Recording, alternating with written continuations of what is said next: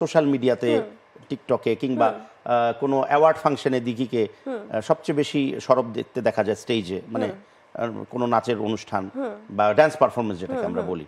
তো দিঘি এগুলাতেই ব্যস্ত, তার সিনেমা বা নাটক বলি বা ওটিটি বলি তাদের প্রতি ওই ব্যাপারগুলোর প্রতি দিঘির আগ্রহ একেবারেই নেই।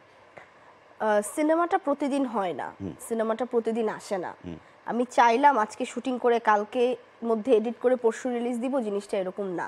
একটা সিনেমা করতে উই নিড টাইম, আমাদের টাইম লাগে, আমাদের স্ক্রিপ্টটা ঝালাই করতে টাইম লাগে, শুটিং স্পট থেকে শুরু করে শেষ করে পোস্ট অ্যান্ড এভরিথিং করতে করতে 5-6 মাস মিনিমাম চোখ বুঝে। তা তো লাগে। সেখানে প্রোগ্রামস দেন হচ্ছে পারফরমেন্স, এগুলো কিন্তু একদিনই হয়ে যায়। আজকে ফোন দিলে কালকে রিহার্সাল, পরশু প্রোগ্রাম শেষ একদম। তো ওই জায়গা থেকে যেহেতু সিনেমা করতে অনেক সময় লাগে, সিনেমা প্রতিদিন আসবেও না। আর এখন যেহেতু আমি আসলেই অনেক স্ক্রিপ্ট চুজ করে কাজ করি, সেহেতু প্রতিদিন দেখা যাওয়ার কথাও না। হয়তো বা বছরে 2বার 3বার খুব ভালো স্ক্রিপ্ট হয়ে গেলে 3বারের বেশি আসলে মনে হয় না একটা মানুষকে দেখা যায় হলের কিংবা ওয়েবে। তো ওই জায়গা থেকে আসলে প্রতিদিন আমার সিনেমা আসা সম্ভবও না। আর আমি ছাড়া এখন অনেক অপশন আছে, আমাকে প্রতিটা সিনেমায় নিবেই বা কেন।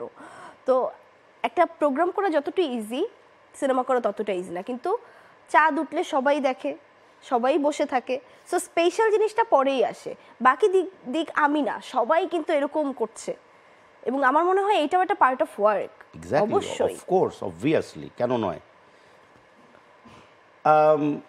For some very good reason, এবং আমাদের ইন্ডাস্ট্রিতে তিনি ব্লেসিং হয়েই আছেন, যার কথা না বললেই নয়। এবং এটা একটা প্রসঙ্গেই আসছে।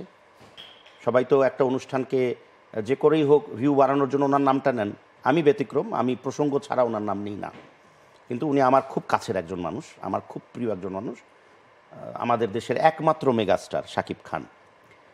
কেন বলছি যে এটাও এক ধরনের একটা ব্লেসিং, বা অদ্ভুতভাবে তিনি এখনও তার হিরোইজমটাকে ধরে রেখেছেন। ঠিক আছে, যখন তুমি শিশু শিল্পী ছিলে তখনও সে হিরো ছিল, এখনও তিনি হিরো আছেন। তো হঠাৎ করে একটা চমৎকার স্ক্রিপ্ট আসলো, যেমন গোলই সিনেমাতে শাকিব খান পূজা চেরির সাথে কাজ করেছে, আমি নাম ধরেই বললাম। চমৎকার স্ক্রিপ্ট আসলো একটা সময়, যাকে তুমি ওই চাচ্চু বা ওই প্যাটার্নেই দেখতে, তিনি কিন্তু এখনো নায়ক এবং অনেকের থেকে অনেক সুন্দর সুদর্শন নায়ক। তার সাথে যদি এরকম একটা স্ক্রিপ্ট আসে, সুন্দর স্ক্রিপ্ট, হিরো হিরোইন, দেখি ওটা কনসিডার করবে কি করবে না? My script has to be that much different. আচ্ছা, অতটাই ডিফারেন্ট হতে হবে যে ডিফারেন্ট জিনিসটা আমি পর্দায় করার পরে মানুষ আমাকে কোনোভাবেই কটূক্তি করতে পারবে না, শুধু স্ক্রিপ্টে স্টোরির দিকেই তাকিয়ে থাকবে যে ও মাই গড কি স্টোরি দেখলাম, rather than that being that hero and heroine.